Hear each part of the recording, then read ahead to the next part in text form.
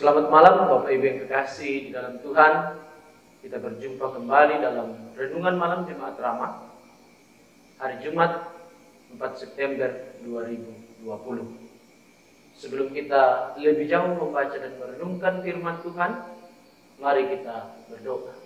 Kita berdoa. Syukur kepadamu ya Allah atas segala anugerah yang Kau berikan kepada kami. Beristimewa pada hari ini di dalam segala pekerjaan kami dan segala tanggung jawab kami. Tuhan sudah menyertai kami sehingga kami boleh bekerja dengan baik.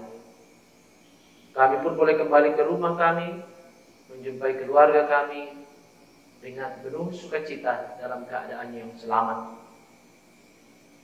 Sebagai tanda ucapan syukur kami ya Tuhan, kami akan membaca firman-Mu. Dan biarlah firman-Mu ini menerangi setiap hati kami. Oleh kuasa Roh Kudus-Mu, boleh menjadi penerang di dalam langkah kehidupan kami. Terlebih hamba-Mu yang akan membacakan firman Tuhan, biarlah Engkau berkuasa dan berkata-kata lewat mulut hamba-Mu ini. Berfirmanlah ya Tuhan, karena kami sudah siap mendengarkan. Di dalam nama Tuhan Yesus kami berdoa. Amin. Pembacaan kita pada malam hari ini dari Lukas 8 ayat 26 sampai 38. Lukas 8 ayat 26 sampai 38. Yesus mengusir roh jahat dari orang Gerasa. Lalu mendaratlah Yesus dan murid-muridnya di tanah orang Gerasa yang terletak di seberang Galilea. Setelah Yesus naik ke darat, datanglah seorang laki-laki dari kota itu menemui dia.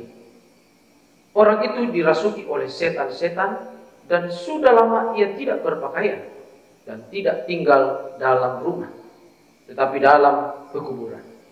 Ketika ia melihat Yesus, ia berteriak lalu bersungkur di hadapannya dan berkata dengan suara keras, "Apa urusanmu dengan aku, hai Yesus, Anak Allah yang Maha Tinggi? Aku memohon kepadamu supaya Engkau jangan menyiksa aku." Ia berkata demikian sebab Yesus memerintahkan roh jahat itu keluar dari orang itu. Karena sering roh itu menyeret-nyeret ia, maka untuk menjaganya ia dirantai dan dibelenggu. Tetapi ia memutuskan segala pengikat itu dan ia dihalau oleh setan itu ke tempat-tempat sunyi. Dan Yesus berkata kepadanya, "Siapakah namamu?" Jawabnya, "Legion." Karena ia kerasukan banyak setan. Lalu setan-setan itu memohon kepada Yesus supaya ia jangan memerintahkan mereka masuk ke dalam jurang maut. Ada di sana sejumlah besar babi sedang mencari makan di lereng gunung. Lalu setan-setan itu meminta kepada Yesus supaya ia memperkenankan mereka memasuki babi-babi itu. Yesus mengabulkan permintaan mereka. Lalu keluarlah setan-setan itu dari orang itu dan memasuki babi-babi itu. Kawanan babi itu terjun dari tepi jurang ke dalam danau, lalu mati lemas. Setelah penjaga-penjaga babi itu melihat apa yang terjadi, mereka lari lalu menceritakan hal itu di kota dan di kampung-kampung sekitarnya. Dan keluarlah orang-orang untuk melihat apa yang telah terjadi. Mereka datang kepada Yesus dan mereka menjumpai orang yang telah ditinggalkan setan-setan itu duduk di kaki Yesus. Ia telah berpakaian dan sudah waras. Maka takutlah mereka. Lalu seluruh penduduk daerah Gerasa meminta kepada Yesus supaya ia meninggalkan mereka, sebab mereka sangat ketakutan. Maka naiklah ia ke dalam perahu lalu berlayar kembali. Dan orang yang telah ditinggalkan setan-setan itu meminta supaya ia diperkenankan menyertainya. Tetapi Yesus menyuruh dia pergi. Amin. Bapak Ibu yang kekasih di dalam Tuhan, sering kita dengar ketika pemilihan pengurus OIG, pemilihan majelis, atau bahkan pemilihan panitia-panitia dalam kegiatan gereja, Orang ditanya, maukah jadi panitia? Maukah jadi pengurus OIG? Atau maukah menjadi majelis? Pasti ada 1-2 orang, atau mungkin banyak orang berkata seperti ini. Udah bangun pada dosaku. Saya masih berdosa. Saya masih belum layak. Pada pembacaan kita melihat sebuah kisah yang cukup populer, yang sudah sering kita dengar dari sekolah minggu. Murid-murid Yesus yang diombang-ambingkan oleh badai, oleh angin ribut pada perikop sebelumnya, mulai merasa lega karena mereka akhirnya bisa mendarat. Tetapi baru saja mendarat, mereka dikagetkan dengan hadirnya seseorang. Orang itu adalah orang yang kerasukan setan. Setan itu membuat orang itu telanjang, membuat orang itu kemudian terisolasi secara sosial dan tinggal di tempat-tempat yang sepi. Kalau kita lihat di sini betapa besarnya, betapa destruktifnya kuasa setan yang merasuki orang ini. Dan bahkan dikatakan bahwa orang itu sering dibelenggu, tetapi ia melepaskan diri dari belenggu itu. Legion adalah nama dari kesatuan atau sekelompok prajurit Roma yang terdiri dari 6.000 prajurit.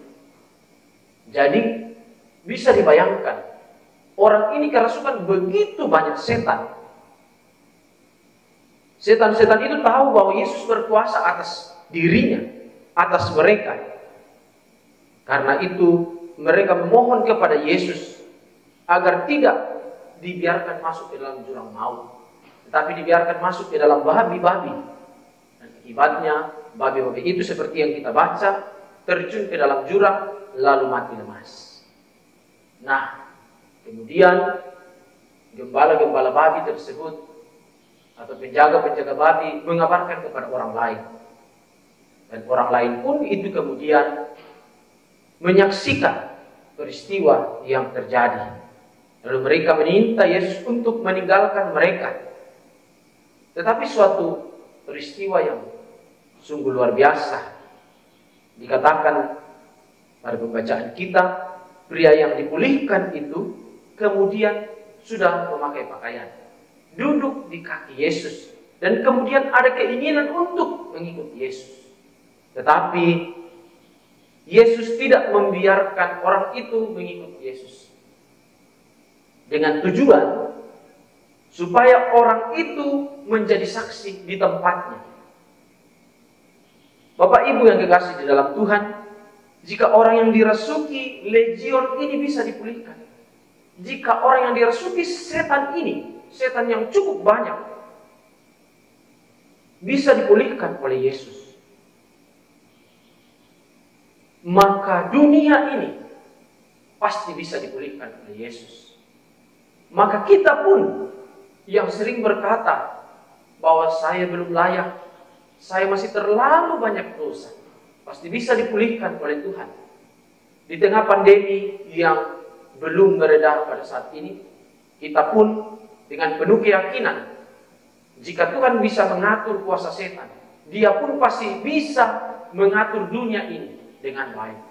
Kita berikan hati kita, kita berikan pikiran kita berikan segenap hidup kita kepada Tuhan, dengan meyakini bahwa keadaan sekarang ini pasti akan dipulihkan oleh Yesus. Bila kita yang telah mengalami kuasa Yesus yang memerdekakan kita dari ikatan dosa, janganlah tinggal diam. Jadi setelah dipulihkan oleh Tuhan, jangan tinggal diam. Saya yakin Bapak Ibu semua meyakini bahwa dosa-dosa kita sudah diampuni dalam iman kita kepada Tuhan. Oleh karena itu, seperti orang yang dipulihkan Yesus dari kerasukannya ini, janganlah kita berdiam diri. Mari kita ambil bagian di dalam pelayanan kita. Memang kita semua tidak sempurna. kita manusia yang berdosa, tetapi oleh karena kuasa Kristus yang memulihkan kita, yang mengangkat kita dari lubang dosa, marilah kita bersaksi kepada Tuhan. Karena masih ada orang lain juga yang memerlukan jamahan kasih Tuhan. Mulailah dari diri kita untuk memberitakan kabar Tuhan, untuk menjadi pelayan Tuhan dimanapun kita berada. Terpujilah Tuhan. Amin. Kita berdoa. Allah Bapa di dalam surga, kami bersyukur dan berterima kasih karena Tuhan masih memberikan kami waktu untuk membaca dan merenungkan firman-Mu. Biarlah ya Tuhan, kerinduan kami ini boleh terus terpelihara oleh kuasa Roh Kudus-Mu, sehingga setiap hari kami boleh dengan tekun bersekutu bersama Tuhan, baik melalui renungan malam jemaat ramah ataupun lewat renungan malam yang lain. Dan dengan firman-Mu ini kami boleh terus dibaharui setiap hari, dan kemudian kami boleh menjadi saksi Kristus dimanapun kami berada. Kami berdoa buat jemaat Tuhan di jemaat ramah ini maupun di tempat lain dimanapun mereka berada. Kiranya kuasa dan kemuliaan-Mu menyertai kami semua di tengah pandemi corona yang belum mereda ini.